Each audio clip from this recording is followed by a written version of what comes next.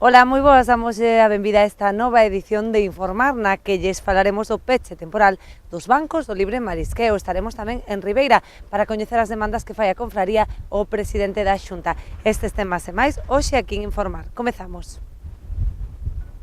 No horizonte, nos teus recordos, no carácter, no que che gusta, na túa coraxe, no que vives, no futuro, no máis bonito, no que te enamora ou no que tes máis cerca, levas a miña marca. Cando se trata de escoller o mellor, o noso mar marca.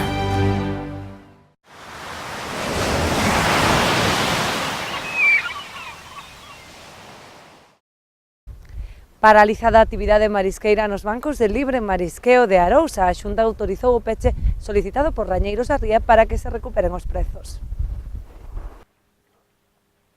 Dende o pasado luns, os bancos de libre marisqueo dos lombos do Ulla, o Boído e Cabío, que xestiona xa a Asociación de Rañeiros da Ría, atópanse pechados. Foi unha das primeiras medidas tomadas pola entidade ante a caída do prezo do marisco nesta época. O paro producirase ata finais deste mes de xaneiro. A petición, máis ben por maioría que se sacou na mesa de Rañeiros, foi de pechar polo motivo de que o precio do bivaldo estas dúas semanas prevese unha caída de precios e por iso foi a previsión do tema do peche. A entidade solicitoulle tamén á Consellería de cara ao reinicio da actividade en febreiro a rebaixa na talla da babosa. Que vamos a solicitar á Consellería o que é a rebaixa da talla da babosa.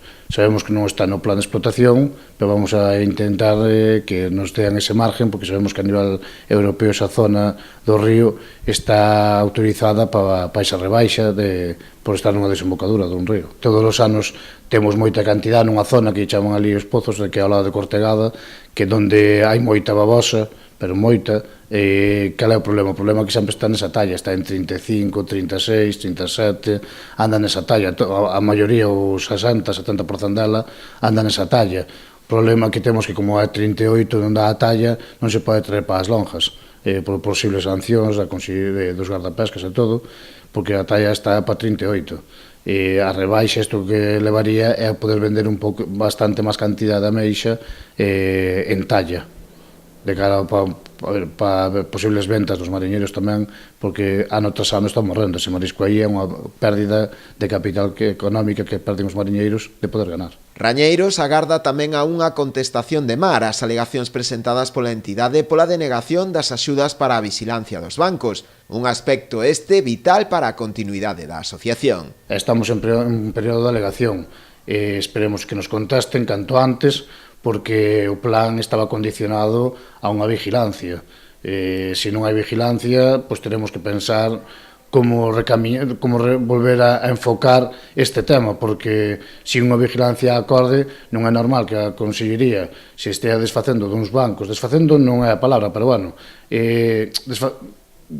dando uns bancos para gestionar, cando eles están deixando de invertir neses bancos, tanto en vigilancia como outros tipos de recursos, ese capital todo que están deixando de gastar en eses bancos cando vamos levarnos unha gestión, o lógico é que non se queden con eles, que o invirten indirectamente na gestora para tema de vigilancia e todo eso.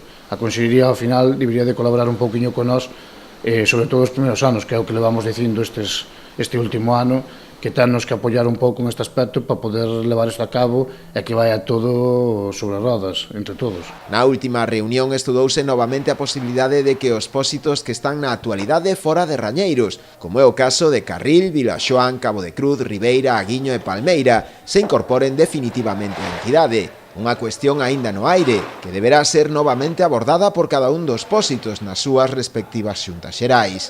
O que si está claro é que a partir de agora deberán rexirse polo establecido no plan de explotación, con independencia de que pertenzan ou non á dita asociación. A reunión máis ben convocouse desde Rianxo para posibles incorporacións ao tema da gestora, ou ver que defecto lle vían a este tipo de gestión, ou como podíamos mellorar, cousas desas así. A ver, fixamos unha valoración máis ou menos, algunhas positivas, outras negativas, como ben podemos saber que hai cofradías que non están de acordo con isto, houve alguna crítica, pero bueno, a gestora en principio vai seguir adiante, vai con paso firme en este aspecto de querer continuar e arreglar as posibles paralizacións ou subidas de tope ou baixadas de tope, faise sempre pensando na mellora do mariñeiro, sempre, non se fai, como ben se falou antes, por maldad, por maldad non se fai nada, faise para intentar mellorar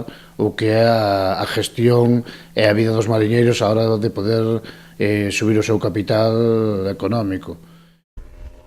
A Confraría de Ribeira demanda a reordenación de pantaláns e maior seguridade no porto, así o trasladou o patrón maior nunha recente reunión co presidente da Xunta. A Confraría de Ribeira leva tempo demandando a reordenación portuaria que permita dotar a darse na interior de pantaláns para a terceira lista. Do mesmo xeito, dende a construción da nova lonxa, solicitan que se habilite un pantalán de descarga nas súas inmediacións. Trasladarlle a inquietud que tiñamos polo tema dos actos vandálicos e dos roubos que estábamos sofrindo últimamente aquí no puerto, e de paso aproveitamos para facerlle recordar as demandas que tiñamos pois aquí na nosa cofradía, da reordenación de novos pantaláns que temos que meter para a terceira lista, para un pantalán tamén para o tema da descarga do peixe, que xa vamos levar un ano e medio ca lonja aberta, estamos sin pantalán, sin forma de ningún outro modo de descarga, non? Cando está a marea na baixa, pasámoslo moi mal, temos que subir arriba dos puentes para descargar o peixe e non é viable. Entón, como te digo, xa aproveitamos para trasladarlle outra forma de que como podemos facer tamén a calonja que estaba proyectado para facer o que era para os rederos, para que estean a coberto, que se poda estirar unha rede cando se ven do mar e buscar unha forma de traballo, non? Para non ter os problemas que estaban tendo. E depois tamén se mostrou as deficiencias que había por dentro do muelle. Vemos que sabemos que se inverteu moito na nova lonja de Ribeira, pero que o mantenimiento do puerto ten que seguir, porque isto vai se deteriorando pouco a pouco e non somos capaces os usuarios de facer a nosa traballa e a nosa labor, non? Pois o presidente está disposto a facer un seguimiento, mirar, estaba a conselleira do mar, que xa antes faláramos con ela, se nos dixo que iban a poñer toda a forma e os seus medios para que isto fora avante, non?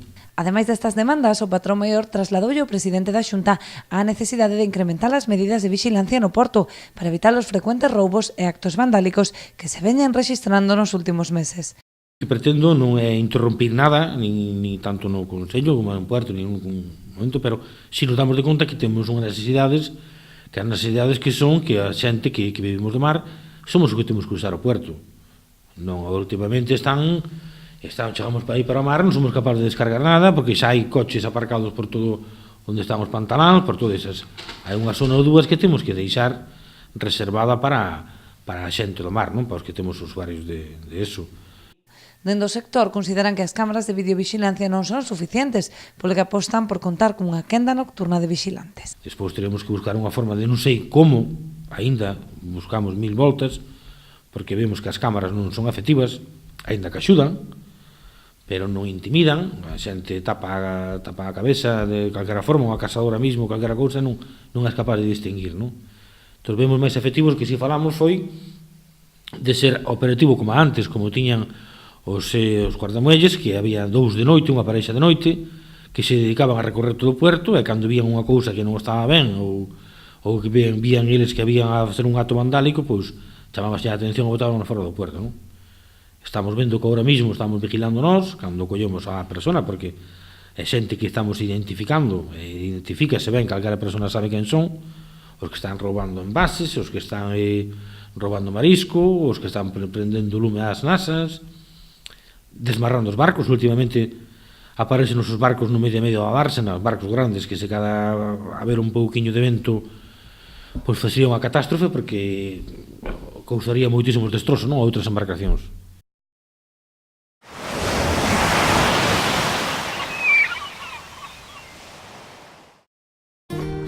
Eu confío na conservación e o respeto ao medio ambiente. Eu confío na pesca de boixura artesanal e selectiva. Eu confío no traballo feito con esmero e agarimo. Eu confío no mellor sabor e na máxima frescura. Confía na calidade e busca este distintivo. Pesca de Rías, de onde senón.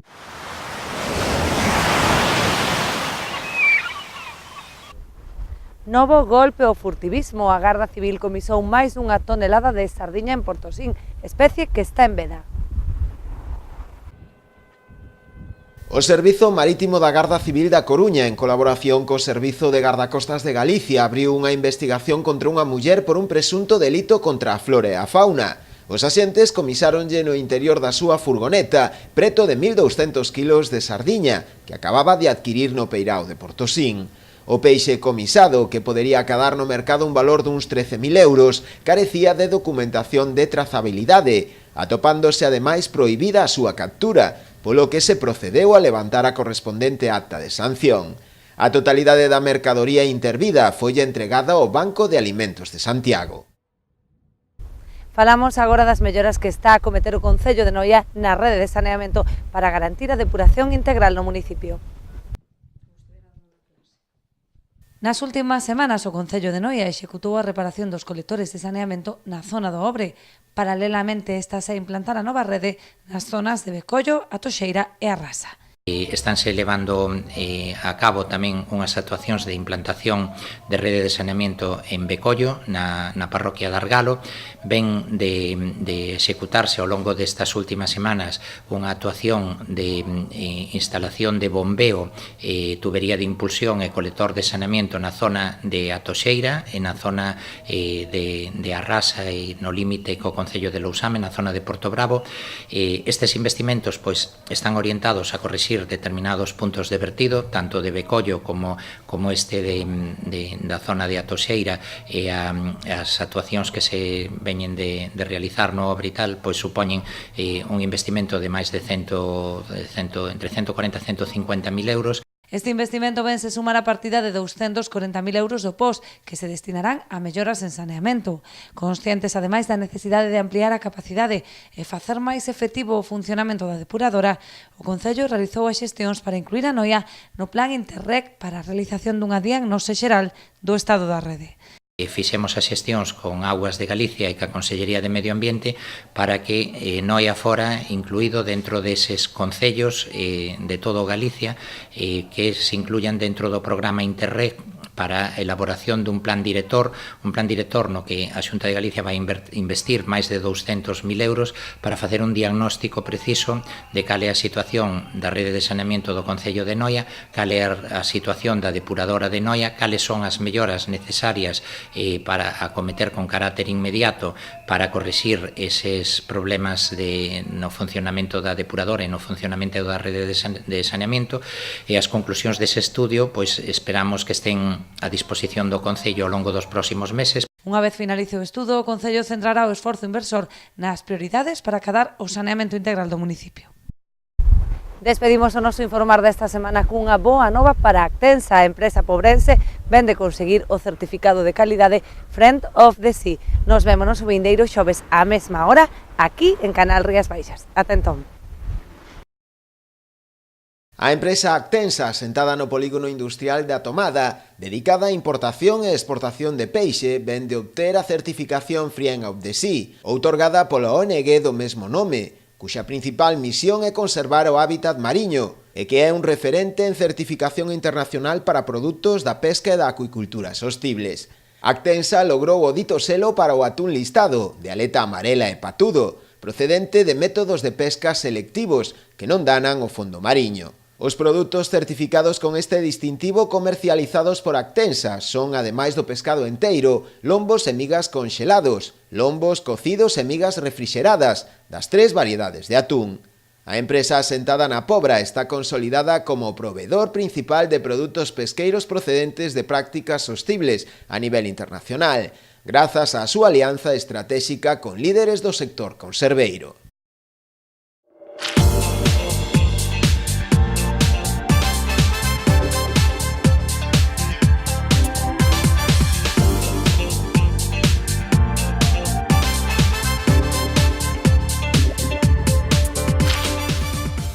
No horizonte, nos teus recordos, no carácter, no que che gusta, na túa coraxe, no que vives, no futuro, no máis bonito, no que te enamora ou no que tes máis cerca, levas a miña marca.